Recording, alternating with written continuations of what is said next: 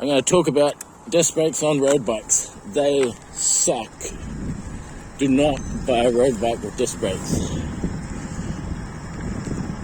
The modern cycling industry is completely ripping you off. I walked into a bicycle shop here in Auckland, a Specialized dealer, and they had a Specialized Tarmac Expert. It was $10,900. Now, when I took up cycling, I bought a Specialized Tarmac Expert in February 3rd, 2007.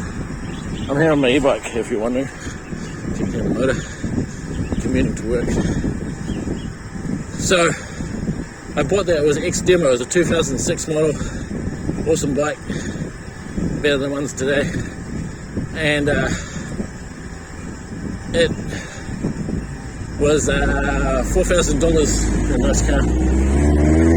Got a 10 Mark II. Mint condition too. So it was $10,900. When I bought it, it was X-Demo. It was $4,000. It was discounted from $5,200. Now, Specialized were never good on the prices. They're like Apple. They're kind of, I wouldn't say, a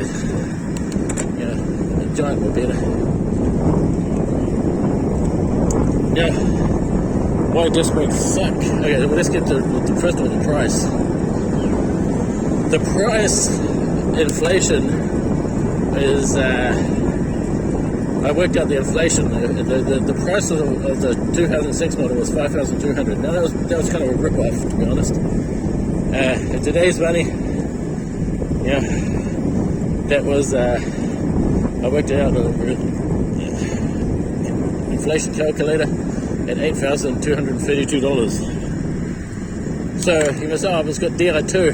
Okay, well maybe, but that's another $8,232. 9,000. It's like another almost $3,000. Equivalent. But why disc brakes suck? One, they're heavier. They don't feel as good. Two, the braking interface gives you torque where you don't want it, and it doesn't give you torque where you do want it. So, for example, on a rim brake bike, the brake grabs the top of the rim, and the brake is very close. The braking caliper is very close to the bottom headset. What that means is that torque is a function of the effect of the application of force around a pivot point, and the relevant metrics are the force applied and the distance from the pivot point to effect leverage. So a rim brake doesn't have any leverage because it's so close to the pivot point where the fork is flexing is the bottom headset bearings. The pivot point is just next to the caliper. So that means no torque to effect flex happens. Whereas in a disc brake, it grabs it right down the bottom of the fork. So the brake is grabbing, and then the wheel spinning, and the force, the momentum of the rider is applying a force, and is applying it a fair distance from the pivot point. So you get flex, and that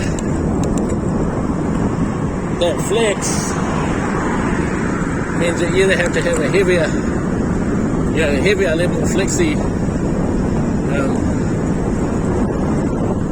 and less simple fork.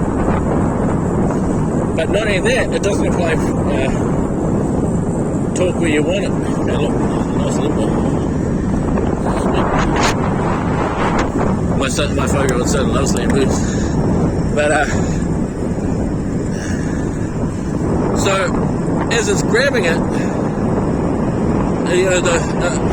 the disc rotor is 160 millimeters or 160 millimeters usually, whereas the entire rim is 622 millimeters.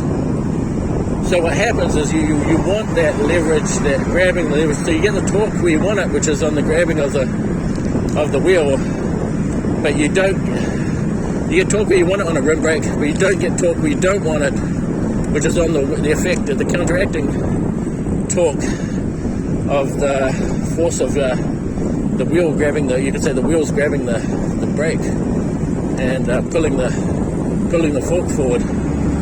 Yeah. While the brake's trying to pull the wheel back. Now, the other thing is you also get a rotational torque from above. So if you look at above, you'll see that there's in a rim brake, you don't get any torque from above. There's no rotational, on the horizontal plane. There's no torque on the horizontal plane because it's directly in line, asymmetrical with the between that and the wheel. Whereas on the disc brake, you're going to have that rotational torque because it's on one side, and even though it's close, it's still going to be some rotational torque. So you get a whole bunch of torque where you don't want it, and you get less torque where you do need it. Right? Now, the other thing is, there we go, green light. So you get a whole bunch of torque where you don't need it, and it's asymmetrical. And you get an asymmetrical, and asymmetry means that you have to counteract it with more spokes on one side, and it means the whole business of keeping the spokes in the right tension. What a nightmare. And the other thing is the interface between the caliper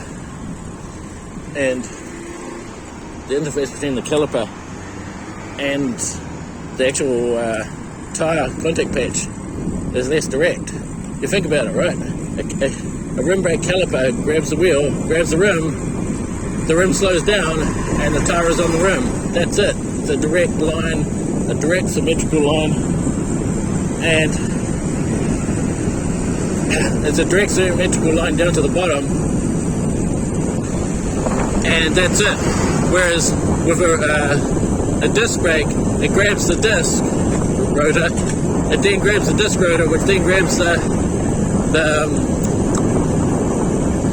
hub, which then grabs some spokes, variable spokes, given that spokes have a tendency to be variable on their tension. It's not like every spoke's going to be perfectly tensioned. So what about mountain bikes? Well, mountain bikes are e-bikes. You don't care about that. They slide around, and if I grab the brakes on this, it's just grab the brakes,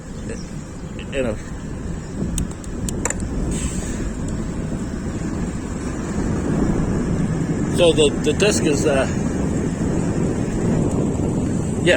so basically you grab the brakes, and it's not a direct interface. It's not there's a whole bunch of steps between it and the actual interface with the road, which is the contact patch of the tire. What this means is you're going to get flex and you're going to have lockups. And the reason we're going to have lockups is because what happens is you grab the brake, and that flex will not affect the brake on the interface, at the interface between the road, and that flex will then tighten up once it runs out of flex, and then all of a sudden it'll be like a time lag, and then all of a sudden it'll be on, And the other thing is because it's got the hard surface of the disc race, whereas a rim, you can feel it. It's very precise on the rim brake because you've got the rubber pads. You got the rubber pads, and what's going on? Better stop for this one. Alright, here we go. You got the rubber pads, and it's direct interface, and so you can feel the modulation, and you can actually control it. You can control it better. Yeah, they're talking about putting ABS, which is ridiculous. On they're killing cycling because they're making it an exclusive sport. In their shop, the Tarmac Sport was like $5,600. I didn't do the inflation calculator for that, but I'm like, God damn, that's ridiculous. And in LA, the only bike that I would even look at was in LA because it didn't have bullshit like, I don't know, the LA might have been the least manky bike there. Yeah. So you've got extra weight now. You've also got extra weight. You don't want it. You don't want weight on the wheels. You've got these damn disc rotors. You can say, well, why are they so dang on disc? Well, like, what's the point? Well, it's a complicated story, but I'd say basically they want to mass produce. They want to sell exorbitantly priced bikes, and to sell exorbitant priced bikes, you have to sell them with carbon fiber rims. You can't sell a bike for like 20 grand with aluminium rims. That's just the feature isn't what carbon fiber can do. Carbon fiber has benefits and drawbacks just like everything else. Yeah. Now they want to sell the carbon fiber rims further down the food chain, and carbon fiber rims suck for braking. Yeah, and so they want to be able to mass produce them with no braking surface. With they don't worry about quality control. I'll have another, but also disc brake bikes are heavier. And they have to compensate with lighter frames, which brake more. And there's other things about them as well. So don't buy disc brakes on road bikes. You're completely getting ripped off. Here I am. 6:32. Plenty of time.